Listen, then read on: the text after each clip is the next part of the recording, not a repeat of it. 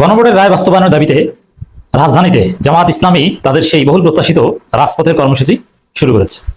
জামাতের কর্মসূচি লোকে লোকারণ্য। জামাত নয় শুধু, জামাত জোট, জামাতের এনসিপির আরো জোটভুক্ত বিভিন্ন দলের গুরুত্বপূর্ণ নেতারা কর্মসূচিতে অংশগ্রহণ করেছে এবং কঠিন বার্তা দিয়েছে। দর্শক, জামাতের এই কর্মসূচির শুরু আছে, শেষ নাই। মানুষ আর মানুষ। বাংলাদেশে এই মুহূর্তে প্রচন্ড গরম। তীব্র গরম উপেক্ষা করে গণভোটের রায় বাস্তবায়নের দাবিতে, জুলাই সনদ বাস্তবায়নের দাবিতে মানুষ রাজপথে নেমে গিয়েছে। জামাতের বিক্ষোভ মিছিলের সামনে নারীরা, এটাও একটা বিরল দৃশ্য। যদি এটা জামাত জোট, তারপরও এখানে নেতৃত্বে জামাত, এখানে নারীরা থাকে। চরমোনাই তো এখানে এমনিতেই থাকতে পারতো না। তো দর্শক, বিপুল সংখ্যক মানুষের এই স্বতঃস্ফূর্ত উপস্থিতি এবং রাজপথে যা নেমেছে শুরু করেছে, তাতেই মানুষ আর মানুষ গণজোয়ার।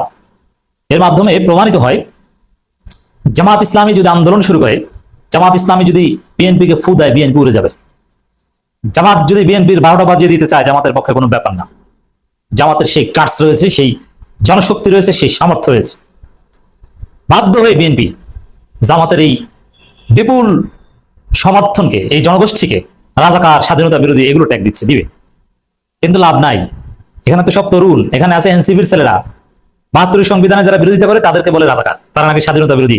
71 পরাজয়ের গ্লানি থেকে নাকি তারা বলে। তাহলে নাহিদ, সাজিদ, হাসনাত, আখতার, এদেরও কি 71 পরাজয়ের গ্লানি? এটা তো হতে পারে না। তো দর্শক, এই কথাগুলো টিকে না। বিএনপি প্রগতিশীল ভাব নেয়, আরে জামাতের মিছিলের সামনেও তো প্রগতিশীল নারীরা থাকে। ডাক্তার মাহমুদ মিতু, আরো অনেক নারীরা থাকে। বাইতুল মোকাররমের উত্তর গেট থেকে শুরু হওয়া মিছিলে নারীরা বাইতুল মোকাররমের সিঁড়ির গেটে বসে থাকে। অতএব এই জনস্রোতকে বিএনপি থামাতে পারবে না, মোকাবেলা করতে পারবে না। বিএনপি তছনছ হয়ে যাবে। বিএনপি যদি এখানে হাত দেয়, বিএনপি হাত পুড়ে যাবে। তো দর্শক, নেতারা ক্লিয়ার বার্তা দিয়েছেন যে গণভোটের রায় না মানলে বিএনপি ক্ষমতা থাকতে পারবে না, বিএনপি টিকতে পারবে না। হিসাব ক্লিয়ার, কথা একটাই, কঠিন বার্তা একটাই। এবং এখানে নেতারা স্মরণ করে দিয়েছেন যে আওয়ামী লীগ সরকারের পতন ঘটাতে 36 দিন লেগেছে, কিন্তু বিএনপি সরকার যদি উল্টাপাল্টা করে, তাদের পতন ঘটাতে 36 ঘন্টাও লাগবে না। হ্যাঁ, আওয়ামী লীগের যে শক্তি ছিল, তারা যেভাবে সমাজে ভিত্তি স্থাপন করেছিল, তাতে তাদের পতন ঘটাতে 36 দিন লেগেছে। এটা কম সময়ের মধ্যে হয়েছে, এটা আল্লাহর রহমত ছিল। কিন্তু বিএনপির যে শক্তি, বিএনপি যে টাইপের ধৈর্য দল, তাদেরকে সরাতে 36 ঘন্টা বেশি লাগবে না। এখন পর্যন্ত সরকার পতনের কথা জামাত, এনসিপি কল্পনা করছে না। এখন পর্যন্ত দাবি মানতে বাধ্য করার কথা ভাবছে। কিন্তু প্রথম আলো ডেইলি স্টার কিন্তু অলরেডি সরকার পতনের আলাপ শুরু করে দিয়েছে। মানে বিএনপির কপালে বিপদ আছে। আর দেশের যে অবস্থা, বিশ্ব রাজনীতির যে পরিস্থিতি, তাতে বিএনপি হচ্ছে পাটকাঠির মতো, নাড়া দিলেই পড়ে যাবে, জামাত ফু দিলেই বিএনপি উড়ে যাবে। এই পরিস্থিতিতে বিএনপির মতো দুর্বল সরকারের টিকে থাকা একদম সম্ভব নয়। এই জন্য জামাতের দাবি মেনে, এনসিপির দাবি মেনে তাদের সাথে বৃহত্তর ঐক্যের ভিত্তিতে চলা ছাড়া কোনো উপায় নেই। এখন পর্যন্ত এই জন্য সরকার পতনের কথা জামাতও ভাবছে না। তবে এই কর্মসূচি দেখে নিঃসন্দেহে ভয় পাচ্ছে তারা, এবং ভয়ের কারণ রয়েছে। তো দর্শক,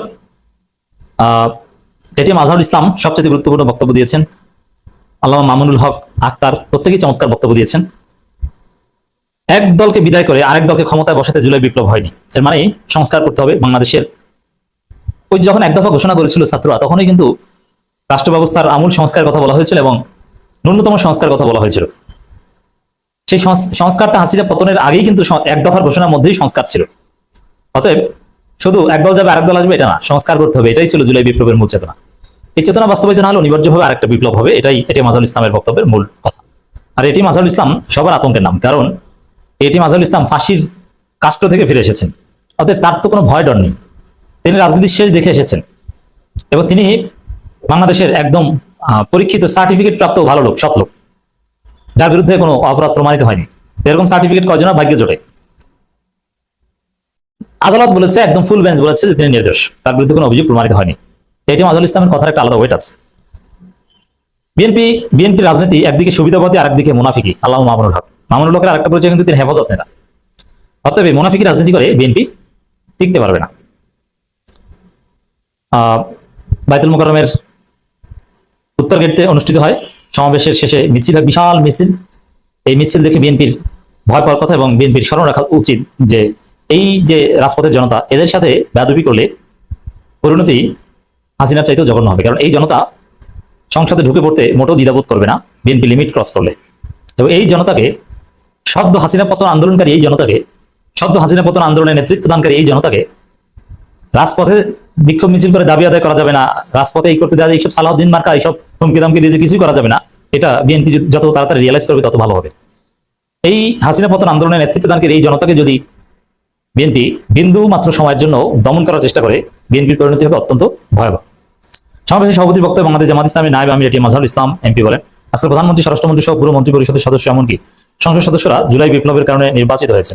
এক দলে বিদায় করে আরেক দলকে ক্ষমতায় বসাতে জুলাই বিপ্লব হয়নি। জুলাই বিপ্লব হয়েছে ফেসিবাদী শাসন ব্যবস্থার জন্য রচিত বিদ্যমান সাংবিধানিক কাঠামোর পরিবর্তনের জন্য।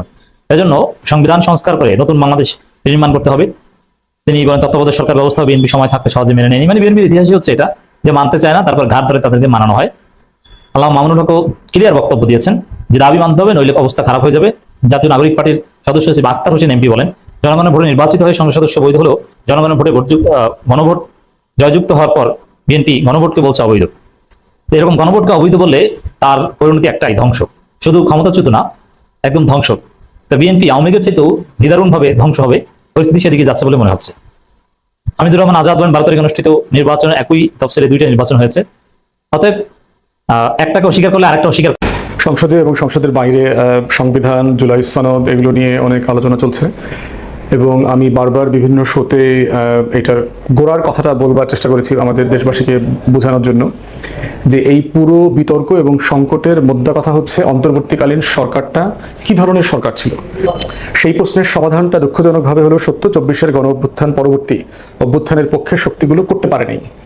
না করতে পারার কারণে যেটা হয়েছে, একটা হাইব্রিড জগাখিচুড়ি সিচুয়েশন তৈরি করেছি, যেটা আমরা সকল রাজনৈতিক দলের এখানে দায় যেমন আছে, পার্টিকুলারলি ক্ষমতার ভরকেন্দ্রগুলো যারা আছে তাদের দায় আছে।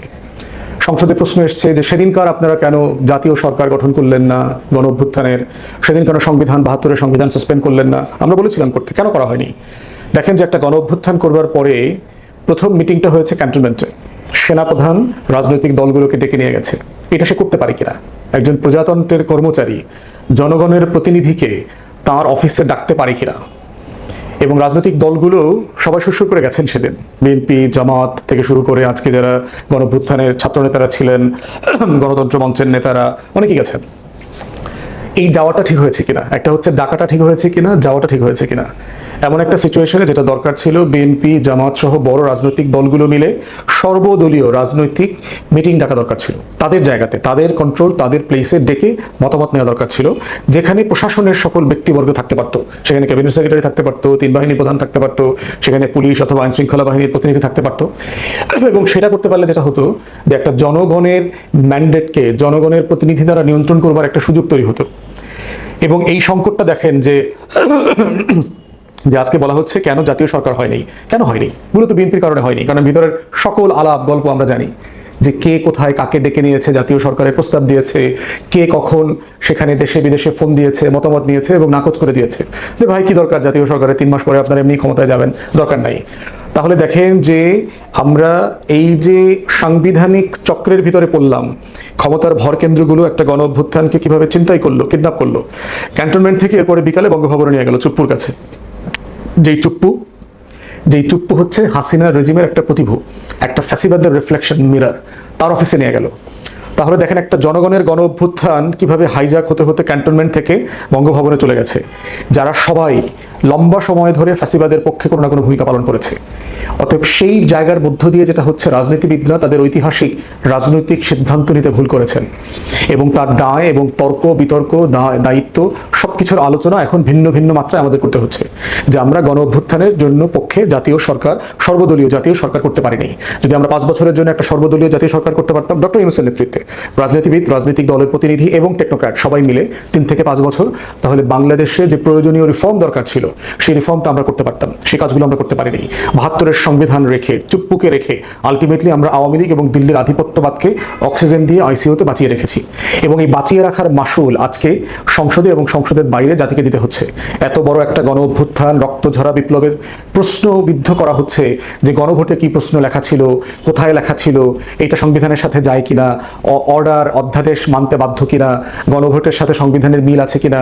বর্তমান সংবিধানে তো গণভোট নাই, বর্তমান সংবিধানে তো শেখ মুজিবকে স্বাধীনতার ঘোষক বলা হয়েছে। তাহলে 26শে মার্চ প্রধানমন্ত্রী থেকে শুরু করে বাংলাদেশের সরকারের সবাই যে বললেন জিয়াউর রহমান স্বাধীনতার ঘোষক, তাহলে আপনারা সংবিধান লঙ্ঘন করেন নাই? একজন ইউনোকে পর্যন্ত আপনারা সাসপেন্ড করেছেন সে সংবিধান মোতাবেক একটা বক্তব্য দেওয়ার কারণে। তাহলে এই যে আপনারা ডাবল স্ট্যান্ডার্ড মেনটেন করে সব জায়গায় যে প্যাচ লাগাচ্ছেন, এই জেলাপির প্যাচে কিন্তু আপনি একসময় আটকে যাবেন। হাসিনা আটকে গেছে না?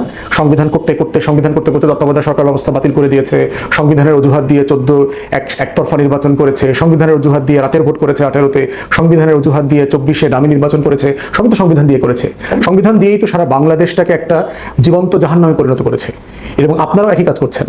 আপনারা মনে করছেন যে বাগাড়ম্বর করে আমরা জিতেছি, আমাদের 200+ সিট আছে, আমরা সংবিধান বগল দাবা করে ফেলবো এবং জনগণকে বুঝতে দিব না যে সংবিধান সংশোধন কি জিনিস আর সংস্কার কি জিনিস। বাংলাদেশে গণ অভ্যুত্থান হয়েছে বন্দোবস্ত পরিবর্তন করবার জন্য, রাজনৈতিক বন্দোবস্ত, শুধুমাত্র একটা সংবিধানের 2-3টা প্রফেশন চেঞ্জ করবার জন্য না। এবং সেটা আপনারা করতে পারবেন না। এগুলো পরবর্তীতে যখন আপনাদের সরকার থাকবে না, তখন ABM খায়রুল হক মার্কা একটা আওয়ামী বিচারপতি এসে এগুলো সব ছুঁড়ে ফেলে দেবে যদি আপনারা সংস্কারে যেতে না পারেন। তাই আজকে যে কৃত্রিম তর্কগুলো আপনারা তৈরি করছেন, এগুলো আসলে তর্ক না। এ সকল তর্কে টেবিল চাপড়িয়ে জেতা যায়, কিন্তু দীর্ঘমেয়াদে জনগণের আস্থায় আপনারা থাকতে পারবেন না। আপনারা ইতিমধ্যে প্রতিনিয়ত জুলাইয়ের শত্রু আকারে বিবেচিত হচ্ছেন, এবং জুলাইয়ের শত্রু আকারে বিবেচিত হওয়ার পরিণতি আপনাদের কারোর জন্য ভালো হবে না, এবং এটা প্রয়োজন নাই। কারণ আমরা বিএনপিকে আপনাদেরকে জুলাইয়ের পক্ষে শক্তি মনে করি, গণ অভ্যুত্থানের পক্ষে শক্তি মনে করি। আপনাদের হাজার হাজার নেতাকর্মীরা 2024 সালে দেশের সব জায়গায় আন্দোলনে অংশগ্রহণ করেছে। আপনাদের হাজার হাজার নেতাকর্মী জীবন দিয়েছে, 17 বছরের ফ্যাসিবাদ বিরোধী আন্দোলনে জেল কেটেছে, মজলুম ছিলেন। জিয়া পরিবারের বেগম জিয়া, তারেক রহমান, সবাই, কোকো, সবাই জুলুমের শিকার হয়েছেন এই 111 সরকারের পরে যে আওয়ামী ফ্যাসিবাদ তৈরি হয়েছে।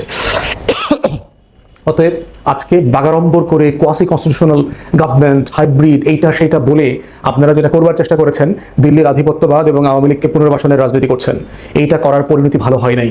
জিয়াউর রহমানের ইতিহাস দেখেন, শেখ হাসিনাকে দেশে ফেরত আনা, এরশাদের মতো একটা বদমাইশ ভারতের দালালকে সেনাপ্রধান বানানো, আওয়ামী লীগকে নির্বাচনে অংশগ্রহণ করতে দেয়া, পুনর্বাসন করার রাজনীতিতে এর পরিণতিগুলো ভালো হয়নি। অতএব আজকে আপনারা সাবস্ট্যান্সিয়ালি যেটা করছেন সেটা হচ্ছে জুলাইয়ের শত শত শহীদদের রক্তের বিপরীতে দাঁড়াচ্ছেন, সনদের বিপক্ষে দাঁড়াচ্ছেন। আপনারা জুলাই জাতীয় সনদ কিন্তু স্বাক্ষর করেছেন, অঙ্গীকার করেছেন, অঙ্গীকার নামায় লেখা ছিল এর কোনো কিছুকে আপনারা আদালতে চ্যালেঞ্জ করবেন না। অতএব আজকে প্রতিনিয়ত এটাকে প্রশ্নবিদ্ধ করছেন, চ্যালেঞ্জ করছেন, হেয় করছেন, এগুলোর পরিণতি ভালো হবে না। একটা রাজনৈতিক বন্দোবস্তের প্রশ্ন সাংবিধানিক প্রভিশন দিয়ে জাস্টিফাই করা যায় না, তার সম্মতি নাই। রাজনৈতিক বন্দোবস্তের প্রক্রিয়া ডিল করতে হয় জনগণের মতামতের উপর ভিত্তিতে, এবং জনগণ সেই মতামত দিয়ে দিয়েছে। আপনারা নভেম্বর মাসে অধ্যাদেশ জারি হওয়ার পর থেকে ফেব্রুয়ারি আগ পর্যন্ত এই রকম কোনো প্রশ্ন তোলেন নাই কেন? কারণ আপনারা মনে মনে বিশ্বাস করেন নাই, ধরে নিয়েছেন নির্বাচন আসতেছে, আমরা তো জিতেই যাবো, আলটিমেটলি তখন যা করার তাই করব। এই একই জিনিস শেখ মুজিব করেছে 71 পরবর্তী বাস্তবতায়, এই একই জিনিস 90 পরবর্তী বিএনপি আওয়ামী লীগ করেছে, একই জিনিস 111-এর পরে আওয়ামী লীগ করেছে। পরিণতি কারো ভালো হয়নি। আপনারাও ঠিক একই পরিণতির দিকে যাচ্ছেন, এবং এইটা যেটা করবে জাতীয় সংকট তৈরি করবে। এর পাশাপাশি জাতীয় কিন্তু বহু ধরনের বৈশ্বিক বাস্তবতা রয়ে গেছে, অর্থনীতির চ্যালেঞ্জ আছে, বৈদেশিক মুদ্রার চ্যালেঞ্জ আছে, ইরান যুদ্ধের চ্যালেঞ্জ আছে। এই প্রত্যেকটাকে কিন্তু আপনাকে আলাদা করে অ্যাড্রেস করতে হবে। আপনি যে তর্ক এবং বিতর্কে জড়াচ্ছেন, এটা আননেসেসারি জাতিকে ডিস্ট্রাক্ট করছে এবং আপনাদের কার্যক্রমকে ডিস্ট্রাক্ট করছে। তাই রাজনৈতিক বন্দোবস্তের প্রশ্ন, জুলাই জাতীয় সনদের প্রশ্ন সংবিধান দিয়ে সম্মত করবার চেষ্টা করবেন না। এটা different question. Political settlement is only to be legitimized through public will and referendum.